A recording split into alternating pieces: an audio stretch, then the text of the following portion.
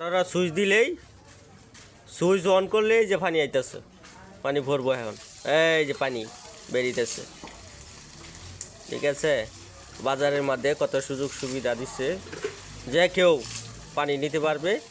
এই সুযোগ সুবিধা এটা একজন মানুষই দিচ্ছে, তার জন্য আল্লাহ দোয়া করি, তার জন্য তারা যেন আল্লাহ ভালো রাখে।